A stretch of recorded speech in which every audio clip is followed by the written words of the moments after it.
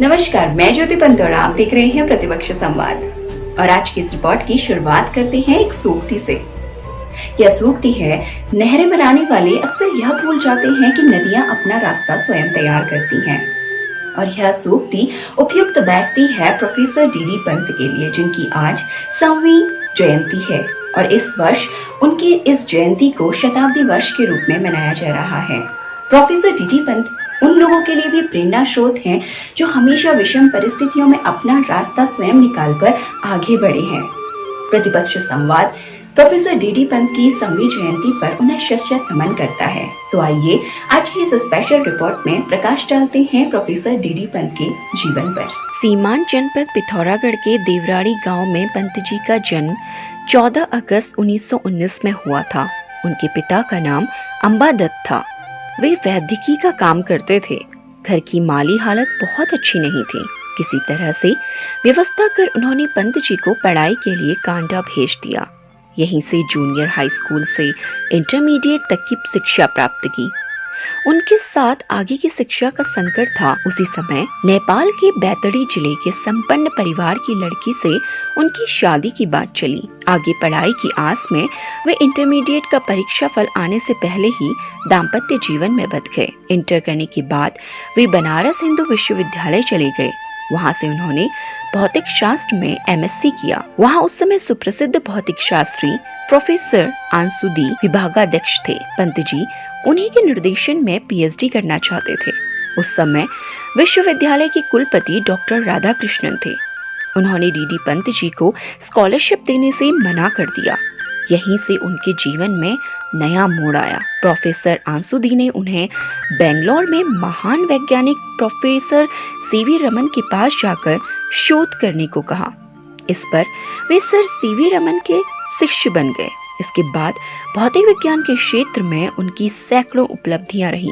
जीवन पर्यंत वे शोध कार्य में लगे रहे और देश के लिए कई वैज्ञानिकों को तैयार किया। महान शिक्षाविद प्रोफेसर डीडी पंत नाम, सम्मान और पद प्रतिष्ठा की दौड़ से हमेशा दूर रहे। उन्होंने शिक्षा के प्रति जीवन को समर्पित कर दिया। वे सबसे पहले आगरा विश्वविद्यालय में प्रवक्ता के रूप में नियुक्त हुए। इसके बाद आरवीएस कॉलेज आगरा में प्रोफेसर रहे। वर्ष 1962 तक वे डीएसबी कॉलेज में प्रोफेसर रहे और 1962 से 1971 तक प्राचार्य। 1971-72 में उत्तर प्रदेश शिक्षा विभाग के निदेशक रहे। 1972-73 में गोविंद बल्लभ कृषि एवं तकनीकी विश्वविद्यालय पंतनगर में विज्ञान संकाय के डीन रहे। जब 1973 में कुमाऊं विश्वविद्यालय स्थापित हुआ तो वो यहाँ के कुलपति बने। इसमें वे 1973 से 1977 तक कुलपति रहे।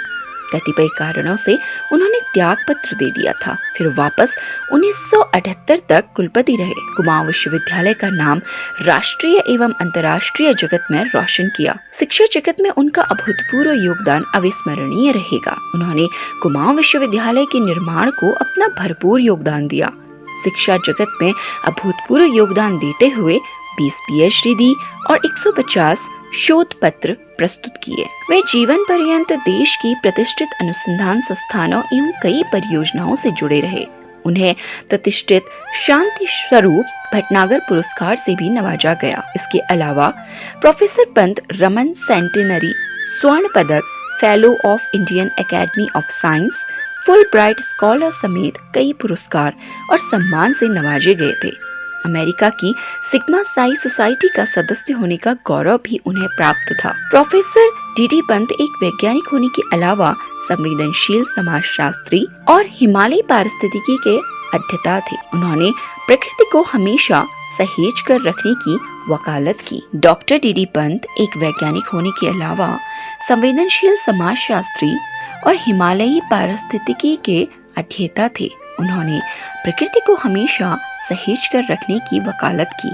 उनका मानना था कि प्रकृति किसी को मुफ्त में कुछ नहीं देती, इसकी कीमत चुकानी पड़ती है।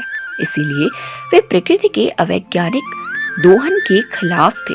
वे गांधी की विचारधारा से प्रभावित थे, इसीलिए उनके दर्शन में गांव और आम आदमी प्रमुख थे। विकास को भी वो इसी दृष्टि से देखते थे। उन्होंने 70 के दशक में एक बात कही पहाड़ का पानी और पहाड़ की जवानी उसके काम नहीं आती। यह आज भले ही देश के प्रधानमंत्री के भाषणों को प्रभावी बनाने के काम आता हो, लेकिन इसके पीछे हिमालय के गाँव की चिंता थी।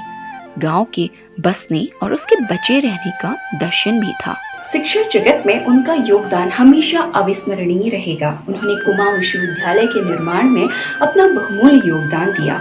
उन्होंने शिक्षा जगत में अपना अभूतपूर्व योगदान देते हुए 20 PhD तथा 150 शोध पत्र प्रस्तुत किए। उन्होंने पृथक उत्तराखंड राज्य की स्थापना के लिए 24 से 25 जुलाई 1969 में मसूरी में उत्तराखंड क्रांति दल की स्थापना की। इसके पीछे भी उनकी व्यापक दृष्टि थी। वे सीमांत हिमालयी क्षेत्रों के विकास को दोहन नहीं बल्कि वैज्ञानिक तरीके से यहाँ की जरूरतों के मुताबिक नीति बनाने की वकालत करते थे। ऐसे समय में जब उत्तराखंड में जल, जंगल और जमीनों का अपने हितों के लिए बेतहाशा दोहन हो रहा है, लगातार जनता के खिलाफ नीतियां बन रही हैं, ऐसे समय में प्रोफेसर डी.डी. पंत के विचार और उनकी परिकल्पनाओं के हिमालय को बचाना समय की जरूरत है। प्रतिपक्ष संवाद उनके इस योगदान को हमेशा याद रखता है और उन्हें उनकी इस स्वर्ण जयंती पर शत-शत नमन करता है। प्रतिपक्ष संवाद के लिए ज्योति पंत की यह report. Stay home, stay healthy. Issued in public safety by Himalayan Institute of Technology and Management, Lucknow.